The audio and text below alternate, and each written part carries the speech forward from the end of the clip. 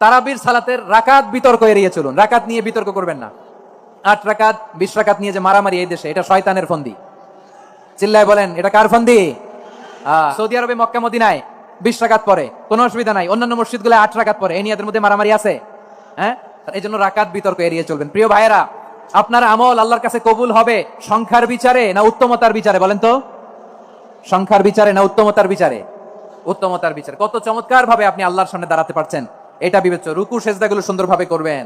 রুকু থেকে সোজা হয়ে দাঁড়ানো ওয়াজিব, 2 সেজদার মাঝখানে সোজা হয়ে বসা ওয়াজিব। এই তা'দিলুল আরকান বাদ দিলে হানাফি মাযহাব মতে সৌ সেজদা দিতে হবে, অন্য মাযহাব মতে নামাজই হবে না, আপনার নামাজই হবে না। এজন্য ধীরস্থির ভাবে তারাবির সালাত যেন আমরা আদায় করি। পারা যাবে তো ইনশাআল্লাহ? আমরা 20 রাকাত পড়ি, আপনারা হয়তো 8 রাকাত পড়েন, কোনো অসুবিধা নাই।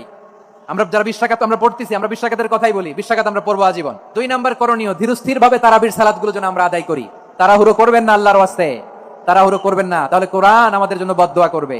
তাড়াহুড়ো করবেন তারাবির নামাজে। তারাবির নামাজ সালাতুত তারাবিহ মানে বিশ্রামের নামাজ, আর আমরা পড়ি সালাতুল কিতার, রেলগাড়ির মতো নামাজ। চিল্লায় বলেন ঠিক কিনা? না, এরকম করবেন না। ইমাম সাহেবদেরকে আশ্বস্ত করুন যে ইমাম সাহেবরা আমরা পিছনে আসি আপনাদের সাথে, আপনি আস্তে আস্তে পড়েন।